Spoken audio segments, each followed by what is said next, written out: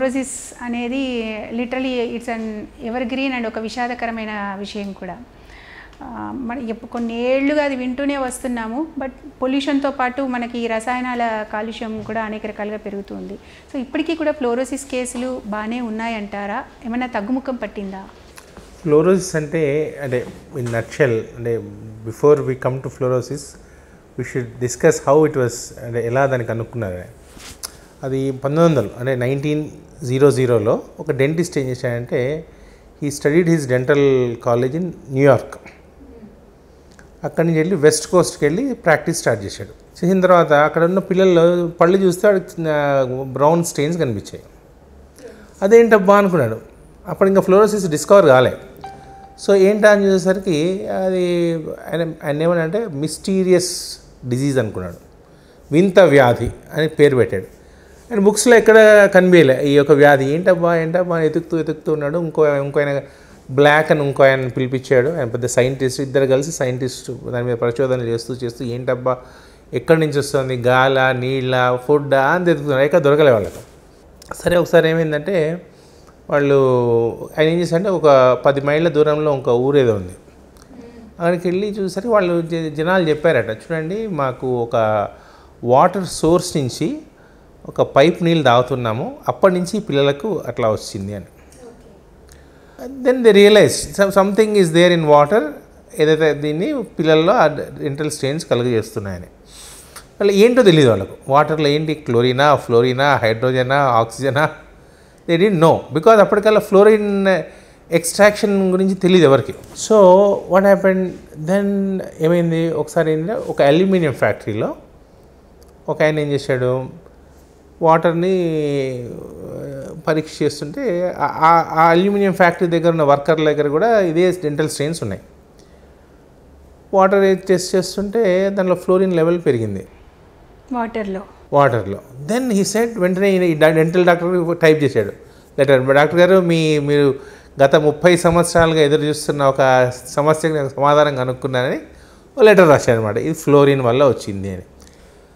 అప్పుడు ఏం అబ్జర్వేషన్ చేశారంటే ఈ డెంటల్ స్టెయిన్స్ ఉన్న పిల్లలకు 2 ఇంపార్టెంట్ అబ్జర్వేషన్స్. ఒక అబ్జర్వేషన్ ఏంటంటే వాళ్ళకు డెంటల్ సమస్యలు రావట్లే, ఎవరికైతే ఆ స్టెయిన్స్ ఉన్నాయో.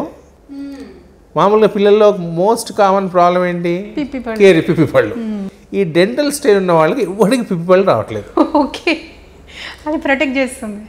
సెకండ్ పాయింట్ ఏంటంటే ఎవరైతే పెద్ద పిల్లలు అంటే దోస్ పర్మనెంట్ టీత్ వచ్చిన వాళ్ళు ఎవరైతే వేరే చోటు నుంచి ఇక్కడికి వచ్చి సెటిల్ అవుతున్నారో వాళ్ళకి డెంటల్ స్టెయిన్స్ రావట్లేదు. So they realise that probably fluorine in the water is responsible for the dental stains and it is protecting them from the పిప్పిపళ్ళు. ఒక డీన్ అని ఒక డెంటిస్ట్ ఉన్నాడు. ఆయన ఏమన్నాడంటే వై డోంట్ వి వాటర్లో కొంచెం ఫ్లోరిన్ కలిపేసి సప్లై చేద్దాము సిటీలో, సో దట్ ఎవరైతే పిల్లలు తాగుతారో కొంచెం ఫ్లోరోస్ వస్తే అంటే ఇన్ ద ప్రొటెక్టెడ్ లో క్వాంటిటీస్ వస్తే వాళ్ళకు పిప్పళ్ళు రావు, డెంటల్ డాక్టర్లు అందరూ హ్యాపీగా ఉండొచ్చు అని. And they started first mass fluoridation, అంటే మన జనరల్ వాటర్ సప్లైలోనే కొంచెం ఫ్లోరిడేషన్ యాడ్ చేసి they started 1945 in Michigan. The first state in America to have fluoridation. ఇంకా దాని మీద పెద్ద ఉద్యమాలు చేశారు. అది ఫ్లోరిన్ అనేది క్యాన్సర్ చేస్తుంది, అది ఒక రష్యా వాళ్ళు అమెరికా వాళ్ళని చంపడానికి విషయం యాడ్ చేశారు, అనేక దాని మీద కాంట్రవర్సీ వచ్చాయి. ఈవెన్ నౌ ఈ ట్రంప్ అడ్మినిస్ట్రేషన్లో కూడా లాట్ ఆఫ్ కాంట్రవర్సీ అనమాట. ఫ్లోరైడ్ యాడ్ చేయాలా వద్దని కొందరు, చేయాలని కొందరు, అది విషం అని కొందరు, క్యాన్సర్ వస్తుందని కొందరు, చాలా there is lot of turmoil even now. India పరిస్థితి వచ్చేసరికి ఏమైందంటే నెల్లూరులో there is 2 places, Darsi and Podili. నెల్లూరులో అక్కడ ఏమైందంటే అక్కడ DMHO అక్కడ వాళ్ళ జంతువుల్లో ఏమైందంటే వాళ్ళు ఆ ఏరియా వాళ్ళు చూసింది యానిమల్స్లో జాయింట్ స్వెల్లింగ్స్ వచ్చాయి. ఓకే, వాటి పళ్ళు కూడా గారాలు వచ్చాయి, బ్రౌన్ స్టెయిన్స్. అందరికీ జాయింట్ పెయిన్స్ రావడం మొదలుపెట్టింది యానిమల్స్కి, కుంటూ నడుస్తున్నాయి. అదే లక్షణాలు ఆ జనాల్లో వచ్చాయి, మనుషుల్లో కూడా. అదేం చేశారంటే అక్కడ లక్ష్మీనారాయణ అని ఒక DMHO గారు ఉండేవాళ్ళు ఆ టైంలో 1931.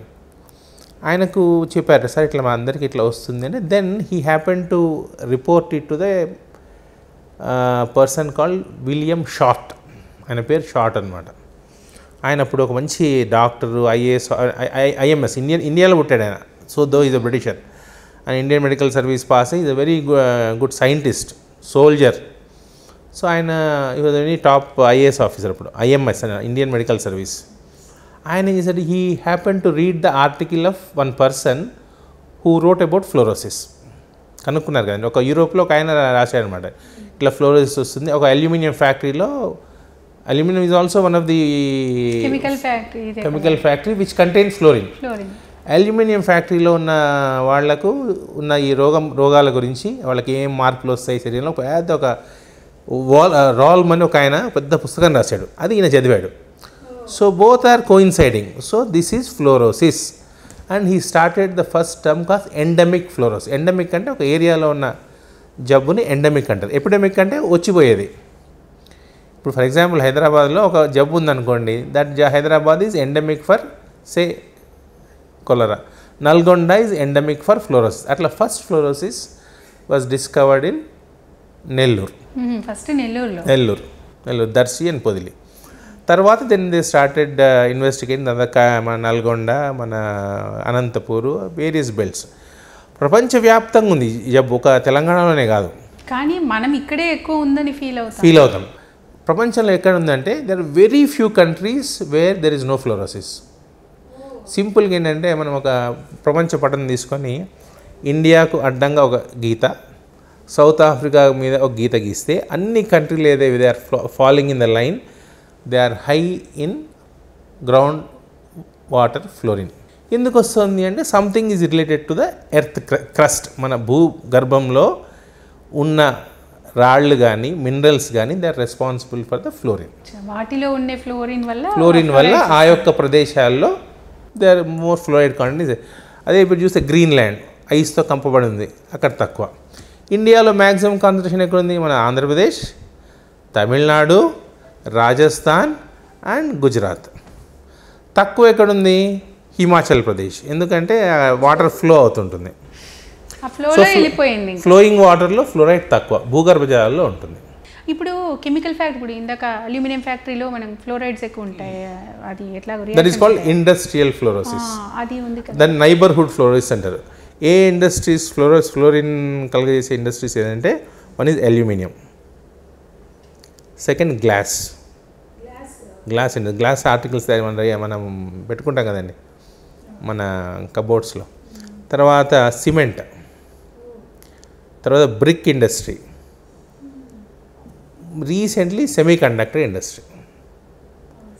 Semiconductor industry suppose to release fluorine. So I mean of course అందరూ దాని జాగ్రత్తలు తీసుకుంటారు. అండ్ మోస్ట్ ఇంపార్టెంట్, ఇలా మరి ఎర్త్ లోపల బయటకు ఎట్లా వస్తుంది? వెన్ వాల్కనిక్ ఎరప్షన్స్, వెన్ అగ్నిపర్వతాలు బద్దలైనప్పుడు ఏం చేస్తాయంటే లోపల నుంచి అంతా తీసుకొచ్చి బయట వెదజల్తాయి అనమాట. They also release the fluorine to the air. That's how భూగర్భంలో ఉన్న fluorine it comes out into the air. Second, ఆ కింద మనం ఈ సాయిల్ కింద అంతా రాక్స్ ఉంటాయి. ఆ rocks are nothing but a combination of fluorine. So ఏదైతే భూగర్భ జలాలు ఆ వాటర్ ఆ రాళ్లతో కాంటాక్ట్ ఉంటుందో దట్ గెట్స్ ఫ్లోరిన్. మనం డీప్ బోర్ వేసేసి ఆ వాటర్ తాగుతున్నాం అనుకోండి, that contains lot of fluorine. So నీటి ఎద్దడి ఎక్కడైతే ఉంటుందో భూగర్భ జలాలు ఎంత లోతుకి వెళ్తే అంత రిస్క్ ఆఫ్ ఫ్లోరిన్ అనమాట.